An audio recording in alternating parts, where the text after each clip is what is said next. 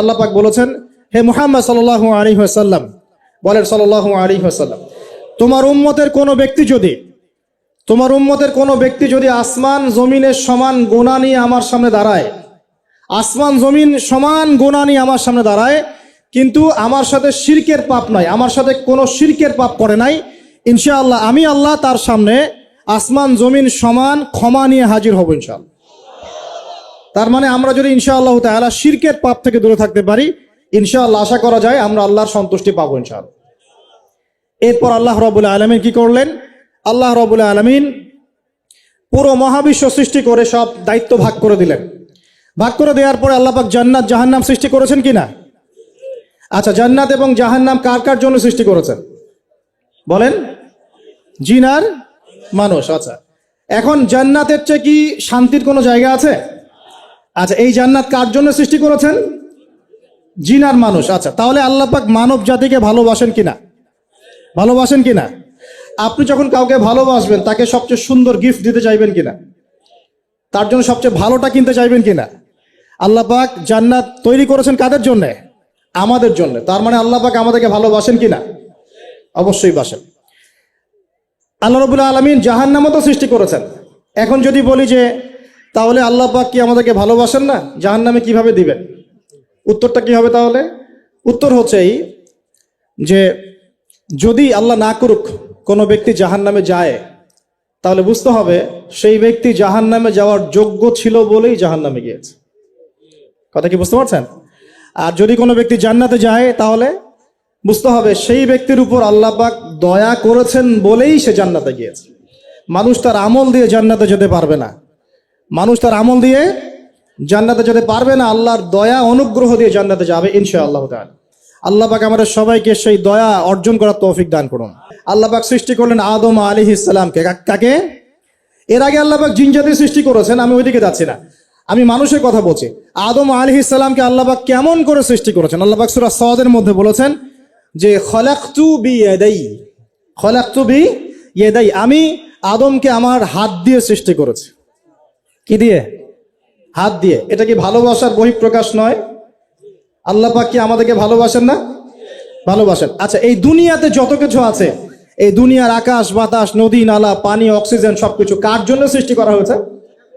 গরু ছাগলদের জন্য, মানুষের জন্য? মূল দায়িত্ব কার? মূল অধিকার কার? মানুষের নয় কি? তাহলে এই পুরো বিষয়গুলো কি আল্লাহ পাকের ভালোবাসার বহিঃপ্রকাশ নয়? হ্যাঁ। আচ্ছা, এবার আসেন, আল্লাহ পাক আদম আলাইহিস সালামকে সৃষ্টি করে সমস্ত নাম শিক্ষা দিয়েছেন। এই যে নাম শিখানো মানে জ্ঞান শিখানো, এই জ্ঞান শিখানোটা কি আল্লাহর দয়া ভালোবাসা নিদর্শন নয়? একটু ধরাই দিচ্ছি আপনাদেরকে।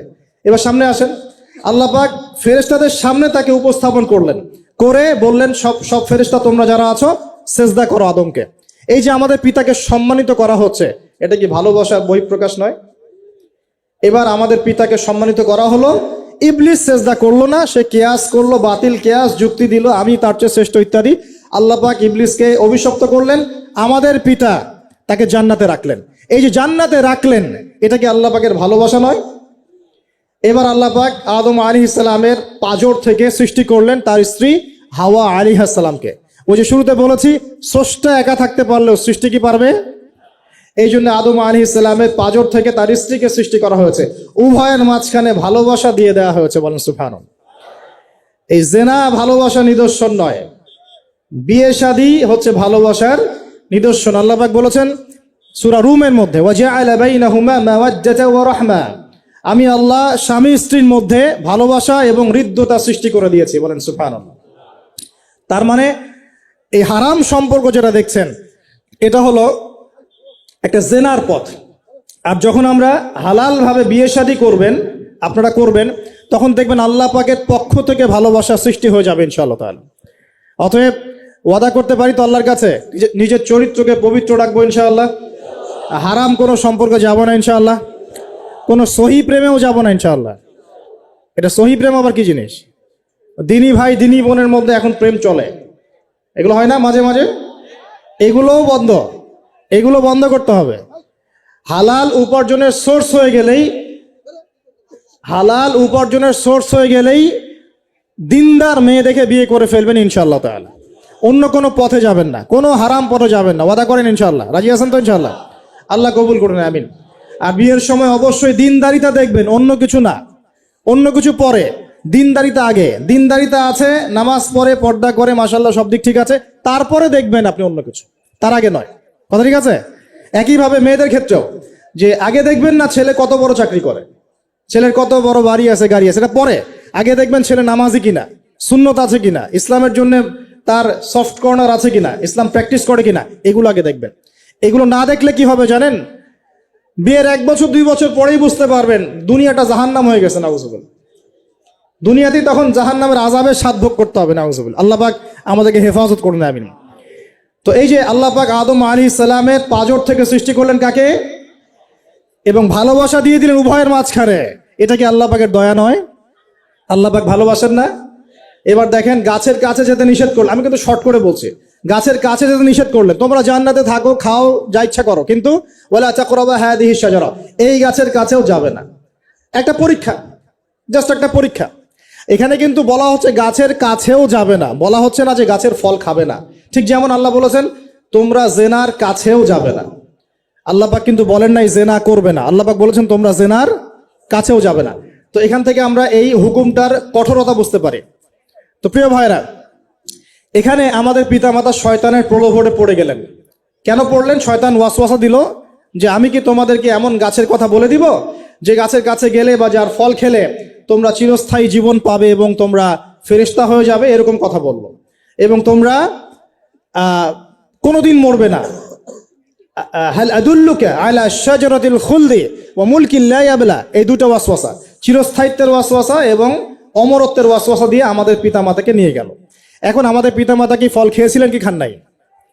আচ্ছা, এখন আল্লাহ পাকের দৃষ্টিতে অন্যায় হয়েছে কিনা? এরপরে আমাদের পিতামাতা কি করলেন? বললেন রব্বানা যালামনা আনফুসানা ওয়া ইল্লাম তাগফির লানা ওয়া তারহামনা লানাকুনান্না মিনাল খাসিরিন। এই যে দোয়াটা তারা করলেন, এই দোয়াটা করার পরে আল্লাহ পাক কি তাদেরকে মাফ করে দিয়েছেন কি দেন নাই? বলেন, কথা বলেন। আল্লাহ পাক মাফ করে দিয়েছেন কি দেন নাই? এই যে অন্যায় করার পরেও আল্লাহ যে ক্ষমা করে দেন, মানে গুনাহ করার পরেও যে আদম সন্তানকে আল্লাহ পাক মাফ করে দেন, এটা কি আল্লাহ পাকের রহমত, দয়া কি নয়? আচ্ছা, এটা আল্লাহ পাকের নিদর্শন ছিল ভালোবাসার। এরপর আল্লাহ পাক দুনিয়াতে পাঠিয়ে দিলেন, কারণ এটা পরীক্ষা, দুনিয়াটা পরীক্ষার জায়গা, পরীক্ষা দিচ্ছি আমরা এখানে। এখন পরীক্ষা ক্ষেত্রে কি আল্লাহ পাক আমাদেরকে একা ছেড়ে দিয়েছেন? আল্লাহ পাক কি আমাদেরকে একা ছেড়ে দিয়েছেন? না, আল্লাহ পাক দুনিয়াতে পাঠিয়ে আমাদেরকে গাইডলাইন দিয়েছেন কিনা, কিভাবে চলতে হবে, কি করা যাবে কি করা যাবে না, কিভাবে চলবো কিভাবে চলবো না। আল্লাহ পাক কি ওহী নাজিল করেছেন কিনা? এই ওহী নাজিল করাটা কি আল্লাহ পাকের রহমত কিনা, আল্লাহ পাকের দয়া কিনা, ভালোবাসা কিনা? আল্লাহ পাক কি একা ছেড়ে দিয়েছেন না নবী রসুল পাঠিয়েছেন? এই যে নবী রসুলদেরকে পাঠিয়েছেন, এই নবী রসুলগণ কি আল্লাহর পক্ষ থেকে রহমত কিনা? বলেন। না হলে আমরা কি করতাম? দুনিয়াতে কেমন করে চলতাম, কিভাবে পথ খুঁজে পাইতাম, কেমন করে ইবাদত করতাম, আমরা কি জানতে পারতাম? আল্লাহ পাক রহম করে, ভালোবেসে, দয়া করে নবী রসুল পাঠিয়েছেন, আসমানি কিতাব পাঠিয়েছেন, বলেন সুবহানাল্লাহ। এখন এই নবীদের সিলসিলায় আল্লাহ পাক যে সর্বশেষ নবী মুহাম্মদ সাল্লাল্লাহু আলাইহি ওয়াসাল্লামকে পাঠিয়েছেন, এইটা দয়া কিনা? এটা আল্লাহ পাকের দয়া নয়? আল্লাহ পাকের রহমত নয়?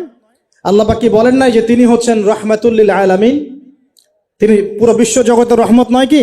আচ্ছা, এখন আমাদেরকে যে আল্লাহ পাক নবী মুহাম্মদ সাল্লাল্লাহু আলাইহি ওয়াসাল্লামের উম্মত বানালেন, এটা কি আরো বড় রহমত কিনা? বলেন তো। জান্নাতে যাবে 120 কাতার মানুষ। কত কাতার? 120 কাতার মানুষ ইন টোটাল জান্নাতে যাবে। তার মধ্যে উম্মতে মুহাম্মাদের কত কাতার জানেন? 80 কাতার। কত কাতার? বলেন সুবহানাল্লাহ। তাহলে এটা কি আল্লাহ পাকের দয়া নয়? আল্লাহ আমাদেরকে ভালোবাসেন না? আচ্ছা, আল্লাহ পাক যে আমাদের কাছে তাওরাত, জাবুর, ইনজিল না পাঠিয়ে আল কোরআনের মতো কিতাব পাঠিয়েছেন, যে কিতাবের সমস্ত সমাধান আছে, এটা আল্লাহ পাকের রহমত, দয়া নয়, ভালোবাসা নয়? আচ্ছা, এখন আল্লাহ পাক দুনিয়াতে চলার জন্য আমাদেরকে জীবন দিয়েছেন, হায়াত দিয়েছেন, সুস্থতা দিয়েছেন, পরিবার দিয়েছেন, আমাদের ব্যবসা বাণিজ্য দিয়েছেন, আমাদের স্ত্রী সন্তান দিয়েছেন, আমাদেরকে চলাফেরা করার ক্ষমতা দিয়েছেন। একটা চোখ নষ্ট হয়ে গেলে বুঝতে পারে মানুষ যে কত কষ্ট হচ্ছে, একটা পা না থাকলে বুঝতে পারে কত কষ্ট হচ্ছে। এই করোনার সময় যারা শ্বাস নিতে পারে নাই, তাদের কত কষ্ট হয়েছে। সুস্থ আছি, সুন্দর আছি, পরিবার আছে, আল্লাহ রিজিক দিচ্ছেন, 3 বেলা খাওয়াচ্ছেন, কাপড় দিচ্ছেন, শিক্ষার ব্যবস্থা করছেন, ইবাদত করার সুযোগ দিচ্ছেন, গুনাহ করলেও আবার মাফ করে দিচ্ছেন। এই সব কিছুকে আল্লাহ পাকের ভালোবাসা নয়? এই ভালোবাসাগুলো কি নিঃস্বার্থ ভালোবাসা না স্বার্থ ভিত্তিক ভালোবাসা? এই আল্লাহ পাকের কোনো স্বার্থ আছে? আল্লাহ পাক আমাদের কাছে কিছু চান? রিজিক চান? টাকা পয়সা চান? আল্লাহ পাকের যদি ইবাদত করে আমরা ছেড়ে দেই, আল্লাহর কোনো ক্ষতি হবে? আমরা ইবাদত করে ভাসিয়ে ফেললাম, আল্লাহর কোনো লাভ আছে? আল্লাহ পাকের শক্তি কি আরো বেড়ে যাবে না কমবে? নাকি যেমন আছে তেমনই থাকবে? আল্লাহ রাব্বুল আলামিনের শান শওকত কি আরো বেড়ে যাবে, নাকি আল্লাহ পাকের শান শওকত কমে যাবে? আল্লাহ রাব্বুল আলামিন যেমন, আল্লাহ পাক তেমনই থাকবেন, তাই নয় কি? আল্লাহ পাকের যে বিশাল খাজানা আছে, আমরা যদি ইবাদত করে ভাসিয়ে ফেলি, খাজানা কি বেড়ে যাবে? আমরা যদি সবাই ইবাদত করা ছেড়ে দেই, খাজানা কমে যাবে? আল্লাহ পাকের কোনো স্বার্থ আছে আমাদের ভালোবাসার? কোনো স্বার্থ নাই। তাহলে আল্লাহ পাক এই পুরো বিশ্বজগৎ সৃষ্টি করেছেন নিঃস্বার্থভাবে, তার স্বার্থ ছাড়া। এত অসংখ্য নেয়ামতে আমাদেরকে ভর্তি করে রেখেছেন আমাদের স্বার্থে, তার কোনো স্বার্থ নাই। কোনো স্বার্থ আছে? এই পরীক্ষায় পাশ করলে আমরা আবার জান্নাতে যাবো ইনশাল্লাহ। ওই জান্নাতে যাওয়ার পরে কি আমাদের স্বার্থ থাকবে না আল্লাহ পাকের স্বার্থ থাকবে? সুবহানাল্লাহ। এই এতটুকু যদি বুঝতে পারি, আল্লাহ পাক একমাত্র সত্তা যিনি আমাদেরকে প্রকৃত অর্থে ভালোবাসেন। বাকি যত কিছু আছে আমাদের চারপাশে, এই ভালোবাসাগুলোর পিছনে একটা একটা স্বার্থ থাকে। কথা বুঝতে পারছেন না মনে হয়? সন্তানকে অনেক ভালোবাসেন, বুঝলাম, পিতামাতা, কিন্তু এই সন্তান যদি আপনার মনের মতো করে না চলে, একসময় কিন্তু আপনিও সন্তানের উপর রুষ্ট হবেন, হবেন না?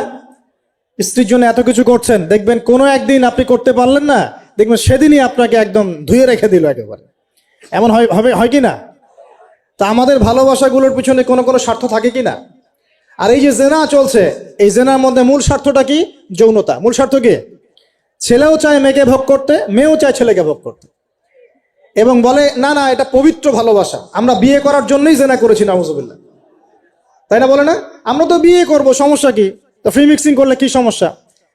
তাহলে বিয়ে যদি করবা, তাহলে মেলামেশা বিয়ের পরেই করো, ব্যাস, নিঃস্বার্থ প্রমাণ হবে। বিয়ে যদি করার উদ্দেশ্য থাকে, তাহলে বিয়ের আগে আর দেখা সাক্ষাৎ করো না, কথাবার্তা বলো না, একবার বিয়ে করো তারপরে করো, তখন দেখবেন না না এটাতে রাজি না, তার মানে স্বার্থ এখানে আছে। তাহলে নিঃস্বার্থভাবে কে আমাদেরকে ভালোবাসে? অতএব প্রিয় ভাইয়েরা এবং বোনেরা যারা শুনছেন লেকচার, নিঃস্বার্থভাবে যে সত্তা আমাদেরকে ভালোবাসেন, সেই সত্তাকে ভালোবাসতে শিখুন। আল্লাহ পাক তৌফিক দান করুন। এখন আল্লাহ পাক আমাদেরকে কিছু কিছু ক্ষেত্রে ভালোবাসতে বলেছেন, যেমন আল্লাহ পাক তার দ্বীনকে ভালোবাসতে বলেছেন, আল্লাহ পাক তার নবীকে ভালোবাসতে বলেছেন, আল্লাহ পাক আমাদের পিতামাতাকে ভালোবাসতে বলেছেন, আল্লাহ পাক আত্মীয়তার সম্পর্ক রক্ষা করতে বলেছেন, আল্লাহ পাক রক্তের সম্পর্ক বজায় রাখতে বলেছেন, আল্লাহ পাক স্ত্রী সন্তানকেও ভালোবাসতে বলেছেন। আল্লাহ পাক কিন্তু তার রাস্তায় জানমাল ব্যয় করে আল্লাহর পথে দাওয়াত এবং জিহাদ করতে বলেছেন। এখন এগুলো আল্লাহ বলেছেন বলে আমরা করব, আল্লাহ পাক ভালোবাসতে বলেছেন বলে আমি ভালোবাসবো, কিন্তু উদ্দেশ্য হবে আল্লাহর সন্তুষ্টি অর্জন করা। আমি কেন আমার মাকে ভালোবাসি? বিকজ আমার মায়ের পায়ের নিচে আমার জান্নাত, আল্লাহ ভালোবাসতে বলেছেন তাই বাসি। আমি কেন বাবাকে ভালোবাসি? আল্লাহ ভালোবাসতে বলেছেন তাই ভালোবাসি। আমি কেন আমার স্ত্রীকে ভালোবাসবো? কারণ আল্লাহ পাক ভালোবাসতে বলেছেন তাই বাসবো। আমি কেন আমার সন্তানকে ভালোবাসবো? আল্লাহ পাক বলেছেন নেককার সন্তান আমার জন্য ওসিলা হবে, এই জন্য ভালোবাসবো। আল্লাহ পাক আমাকে বলেছেন নবীকে ভালোবাসতে, আমি নবীকে ভালোবাসবো। আল্লাহ পাক যে বিষয়গুলোকে ভালোবাসতে বলেছেন আমরা অবশ্যই ভালোবাসবো ইনশাআল্লাহ।